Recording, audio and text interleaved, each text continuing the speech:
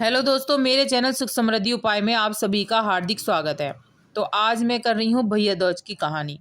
Video उपयोगी लगे तो लाइक सब्सक्राइब जरूर करिएगा, जिससे आगे वीडियो मिलती रहे। फिर आप भूल जाते हैं तो बढ़ते हैं कहानी की तरफ ही। भैया दूज के संबंध में पौराणिक कथा इस प्रकार है।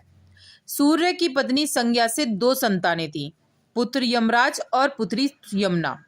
संज्ञा सूर्य का तेज सहन न कर पाने के कारण अपनी छाया मूर्ति का निर्माण कर उन्हीं में अपने पुत्र पुत्री को सौंपकर वहां से चली गई। छाया को यम और यमुना से अत्यधिक लगाव तो नहीं था, किंतु यमुना अपने भाई यमराज से बड़ा स्नेह करती थी। यमुना अपने भाई यमराज के यहाँ प्राय जाती और उनके सुख दुख की बातें पूछा करती थी तथा यमुना यमराज को अपने घर पर आने के लिए आमंत्रित करती, किंतु व्यस्तता और अत्यधिक दायित्व के कारण वे उसके घर न जा पाते थे। एक बार कार्तिक शुक्ल द्वितीया को यमराज अपनी बहन यमुना के घर अचानक जा पहुंचे।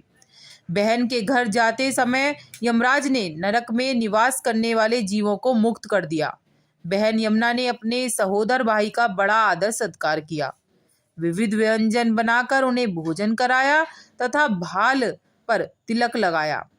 जब वे वहां से चलने लगे तब उन्होंने यमुना से कोई भी मनवांछित वर मांगने की कहा। यमुना ने उनके आग्रह को देखकर कहा, भैया यदि आप मुझे वर देना चाहते हैं तो यही वर दीजिए कि आज के दिन प्रतिवर्ष आप मेरे यहाँ आया करेंगे और मेरा आतिथ्य स्वीकार किया करेंगे। इसी प्रकार जो भाई अपनी बहन के घर जाकर उसका आतिथ्य स्वीकार करे तथा इस दिन जो बहन अपने भाई को टीका करके भोजन खिलाए, उसे आपका भय न रहे। इसी के साथ उन्होंने यह भी वरदान दिया था कि यदि इस दिन भाई बहन यमुना नदी में डुबकी लगाएंगे तो वे यमराज के प्रकोप से बचे रहेंगे। यमुना की प्रार्थना को यमराज ने स्वीकार कर लिया। तभी से भाई बहन का यह त्योहार मनाया जाने लगा। भाई दूज त्योहार का मुख्य उद्देश्य भाई बहन के मध्य प्रेम संबंध लाना है। अब कर लेते हैं भाई दूज की दूसरी कहानी। एक बुढ़िया थी, उसके 7 बेटे और एक बेटी थी। बेटी की शादी हो चुकी थी। जब भी उसके बेटे की शादी होती, फेरों के समय एक नाग आता और उसके बेटे को डस लेता था। बेटा वहीं खत्म हो जाता और बहू विधवा। इस तरह उसके 6 बेटे मर गए। 7वें की शादी होनी बाकी थी। इस तरह अपने बेटों के मर जाने के दुख में बुढ़िया रो रो के आधी हो गई थी। भाई दूज आने को हुई तो भाई ने कहा कि मैं बहन से तिलक कराने जाऊंगा। माँ ने कहा ठीक है। उधर जब बहन को पता चला कि उसका भाई आ रहा है तो वह खुशी से पागल होकर पड़ोसन के गई और पूछने लगी, जब बहुत प्यारा भाई घर आए तो क्या बनाना चाहिए। पड़ोसन उसकी खुशी को देखकर जल भून गई और कह दिया कि दूध से रसोई लेप, घी में चावल पका। बहन ने ऐसा ही किया। उधर भाई जब बहन के घर जा रहा था तो उसे रास्ते में सांप मिला। सांप उसे डसने को हुआ। भाई बोला, तुम मुझे क्यों डस रहे हो। सांप बोला, मैं तुम्हारा काल हूँ और मुझे तुमको डसना है। भाई बोला, मेरी बहन मेरा इंतजार कर रही है, मैं जब तिलक करा के वापस लौटूंगा तब तुम मुझे ढस लेना। सांप ने कहा, भला आज तक कोई अपनी मौत के लिए लौट के आया है जो तुम आओगे। भाई ने कहा, अगर तुझे यकीन नहीं है तो तू मेरे झोले में बैठ जा। जब मैं अपनी बहन से तिलक करा लूं तब तू मुझे ढस लियो। सांप ने ऐसा ही किया। भाई बहन के घर पहुंच गया। दोनों बड़े खुश हुए। भाई बोला, बहन जल्दी से खाना दे, बड़ी भूख लगी है। बहन क्या करे, ना तो दूध की रसोई सूखे ना ही घी में चावल पके। भाई ने पूछा, बहन इतनी देर क्यों लग रही है, तू क्या पका रही है। तब बहन ने बताया कि ऐसे ऐसे किया है।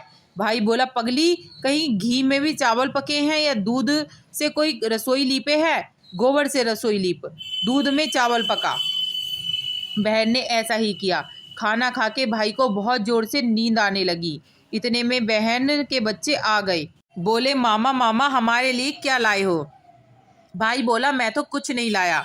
बच्चों ने वह झोला ले लिया जिसमें सांप था। जैसे ही उसे खोला उसमें से हीरे का हार निकला। बहन ने कहा, भैया तूने बताया नहीं कि तू मेरे लिए इतना सुंदर हार लाया है।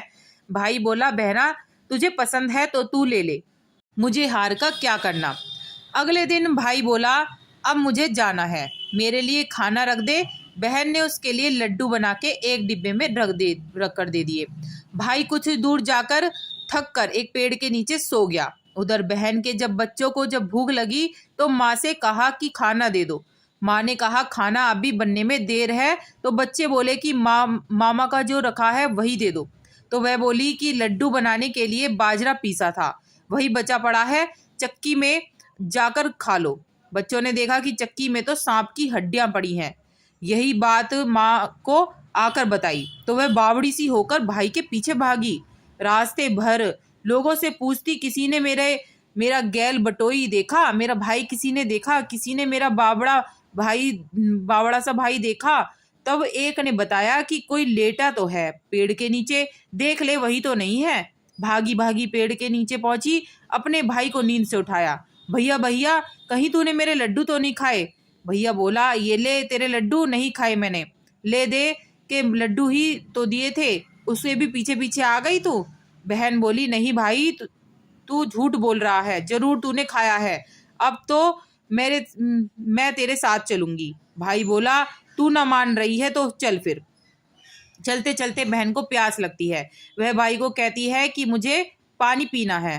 भाई बोला, अब मैं यहाँ तेरे लिए पानी कहाँ से लाऊं? देख तू कहीं चील उड़ रही है, चली जा रहा वहाँ, शायद तुझे पानी मिल जाए। तब बहन वहाँ गई, पानी पीकर जब लौट रही थी तो रास्ते में देखती है कि एक जगह जमीन में 6 शिलाएं गड़ी हैं और एक बिना गड्ढे रखी हुई थी। उसने एक बुढ़िया से पूछा, ये शिलाएं कैसी हैं? उस बुढ़िया ने बताया कि एक बुढ़िया है, उसके 7 बेटे थे, 6 बेटे तो शादी के मंडप में ही मर चुके हैं, तो उनके नाम की ये शिलाएं जमीन में गड़ी हैं। अभी 7वें की शादी होनी बाकी है, तब उसकी शादी होगी तो वह भी मंडप में ही मर जाएगा, तब यह 7वीं शिला भी जमीन में गड़ जाएगी। यह सुनकर बहन समझ गई कि ये शिलाएं किसी और की नहीं बल्कि उसके भाइयों के नाम की हैं। उसने उस बुढ़िया से अपने 7वें भाई को बचाने का उपाय पूछा। बुढ़िया ने उसे बतला दिया कि वह अपने 7वें भाई को कैसे बचा सकती है। ये सब जानकर वह वहां से अपने बाल खुले कर के पागलों की तरह अपने भाई को गालियां देती हुई चली। भाई के पास आकर बोलने लगी, तू तो जलेगा, कुटेगा, मरेगा। भाई उसके ऐसे व्यवहार को देखकर चौंक गया, पर उसे कुछ समझ ही नहीं आया। इसी तरह दोनों भाई बहन माँ के घर पहुंच गए। थोड़े समय के बाद भाई के लिए सगाई आने लगी, उसकी शादी तय हो गई। जब भाई को सेहरा पहनाने लगे तो वह बोली, इसको क्यों सेहरा बंधेगा, सहारा तो मैं पहनूंगी, ये तो जलेगा मरेगा। सब लोगों ने परेशान होकर सेहरा बहन को दे दिया। बहन ने देखा उसमें कलंगी की जगह सांप का बच्चा था। बहन ने उसे निकालकर फेंक दिया। अब जब भाई घोड़ी चढ़ने लगा तो बहन फिर बोली, ये घोड़ी पर क्यों चढ़ेगा, घोड़ी पर तो मैं बैठूंगी, ये तो जलेगा मरेगा, इसकी लाश को चील कौवे खाएंगे। सब लोग बहुत परेशान, सबने उसे घोड़ी पर भी चढ़ने दिया।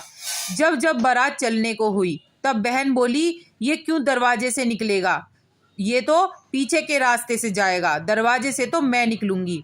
जब वह दरवाजे के नीचे से जा रही थी तो अचानक दरवाजा गिरने लगा। बहन ने एक ईंट उठाकर अपनी चुनरी में रख ली। दरवाजा वहीं की वहीं रुक गया। सब लोगों को बड़ा अचंभा हुआ। रास्ते में एक जगह बारात रुकी तो भाई को पीपल के पेड़ के नीचे खड़ा कर दिया। बहन कहने लगी, ये क्यों छांव में खड़ा होगा, ये तो धूप में खड़ा होगा, छांव में तो मैं खड़ी होंगी। जैसे ही वह पेड़ के नीचे खड़ी हुई, पेड़ गिरने लगा। बहन ने एक पत्ता तोड़कर अपनी चुनरी में रख लिया, पेड़ वहीं पर रुक गया। अब तो सबको विश्वास हो गया कि ये बावली कोई जादू टोना सीख कर आई है, जो बार बार अपने भाई की रक्षा कर रही है। ऐसा करते करते फेरों तक का समय आ गया। जब दुल्हन आई तो उसने दुल्हन के कान में कहा, अब तक तो मैंने तेरे पति को बचा लिया, अब तू ही अपने पति को और साथ ही अपने मरे हुए जेठों को बचा सकती है। फेरों के समय एक नाग आया, वो जैसे ही दूल्हे को डसने को हुआ, दुल्हन ने उसे एक लोटे में भर के ऊपर से प्लेट में बंद कर दिया और थोड़ी देर बाद नागिन लहर लहर करती आई। दुल्हन से बोली, तू मेरा पति छोड़। दुल्हन बोली, पहले तू मेरा पति छोड़। नागिन ने कहा, ठीक है, मैंने तेरा पति छोड़ा। दुल्हन, ऐसे नहीं, पहले 3 बार बोल।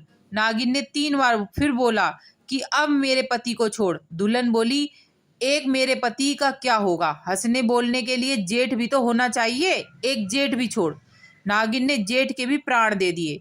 फिर दुल्हन ने कहा, एक जेठ की लड़ाई हो गई तो एक जेठ छोड़, वो विदेश चला गया तो तीसरा जेठ भी छोड़। इस तरह एक एक करके दुल्हन ने अपने 6 जेठ जीवित करा लिए। उधर रो रो के बुढ़िया का बुरा हाल था कि अब मेरा 7वां बेटा भी बाकी है जो मरने गया हुआ है। गांव वालों ने उसे बताया कि उसका बेटा बहुएं आ रहे हैं। तो बुढ़िया बोली, अगर ये बात सच है, मेरी आंखों की रोशनी वापस आ जाए और मेरे सीने के दूध की धार बहने लगे। ऐसा ही हुआ।